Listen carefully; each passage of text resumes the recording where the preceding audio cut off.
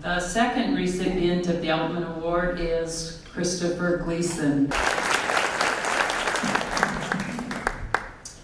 Robert Holden once said, "The real gift of gratitude is that the more grateful you are, the more present you become." This became clear to me as I left the Oval Office this past April. After taking a picture with the president, I was directed out the door that leads to the terrace that overlooks the Rose Garden. I froze for a moment, realizing where I actually was. I looked over and there was a Marine watching my every move. But then the Marine had empathy and looked at me and said, "Take your time." I said, "That's the Rose Garden, sir." Within minutes, I was back on the street, looking back at the White House thinking, what just happened? What was that? As a tuba player who grew up on the north side of La Crosse and attended Logan Middle School, Logan High School, and eventually earned my master's degree from UWL, I would have never guessed that someday the profession I would love and still love would take me to the Oval Office. They are representing the over 60,000 teachers in Wisconsin. I'm so grateful for the education I received from UWL, for without it, none of that would have been possible. The MEPD program at UWL changed me and challenged me to become a better educator, leader, and person. One of the greatest lessons I learned from my education at UWL is to recognize and appreciate the diversity and uniqueness of every child. As Fred Rogers actually once said, "As human beings, our job in life is to help people realize how rare and valuable each one of us really is, that each of us has something that no one else has or ever will have, something inside that is unique to all time. It's our job to encourage each other to discover that uniqueness and to provide ways of developing its expression."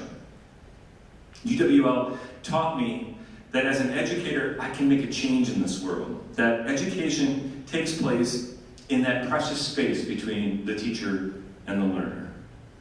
Recently, a fellow teacher wrote, "After a whole summer spent talking about the problems in the world, I finally get to go to work and solve them. I can defeat racism. I can conquer poverty and vanquish addiction before it takes root. I can replace sadness with glee, hopelessness with opportunity, and apathy with enthusiasm.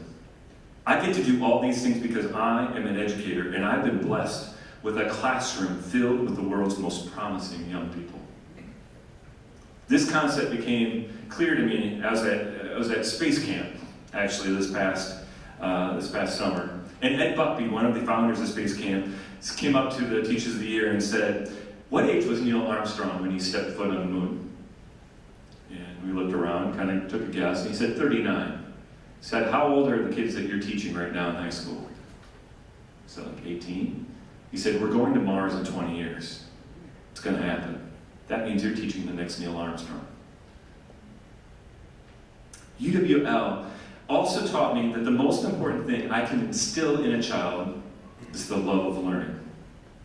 Sir Ken Robinson once said, "If you can light the spark of curiosity in a child, they will learn without further assistance very often. Children are natural learners. It's a real achievement to put that particular ability out or to stifle it.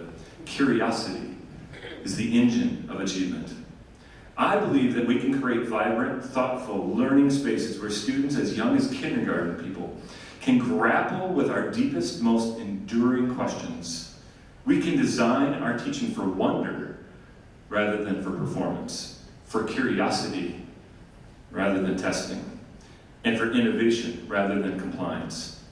All of it starts with a welcoming and valuing the inquisitiveness already inside our students. For example, just recently, we were studying a piece of my band called Moscow 1941. And as you can probably tell, we were discussing how the German army was within 15 miles of taking over Moscow. And I asked my students, it was just a few matter of months and they pushed that army back 300 miles, how'd they do it? How were they able to accomplish that? To which they responded, well, teamwork. We had to come together. I said, right, that's community. I want you to go into our school, find something you want to make better. Come back. find others that would agree with that, make an action plan. Do you see little 7th graders writing all this down? The thing is, amazing things happen. This one group called themselves the Sit Down Club, or the Sit Down Group. They found the kids that sat alone at lunch. And they all made friends with them. I was out there watching this take place at lunch, and my principal came over to me and goes, "Chris, what's going on?" I said, "Band." This is lunchtime. I said, "Right, it's Moscow 1941.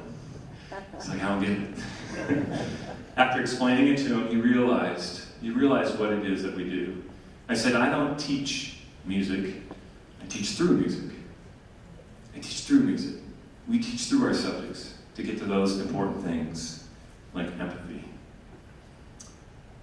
The thing is that UWL had helped me make those changes, and without them, I would not be here today. I'm so grateful for my family, for the great mentorships that I've had. I'm grateful for my students. I'm grateful for my profession.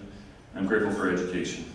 And I'm so grateful for UWL. Thanks for lighting a fire in me so I can light a fire in my kids. Thank you.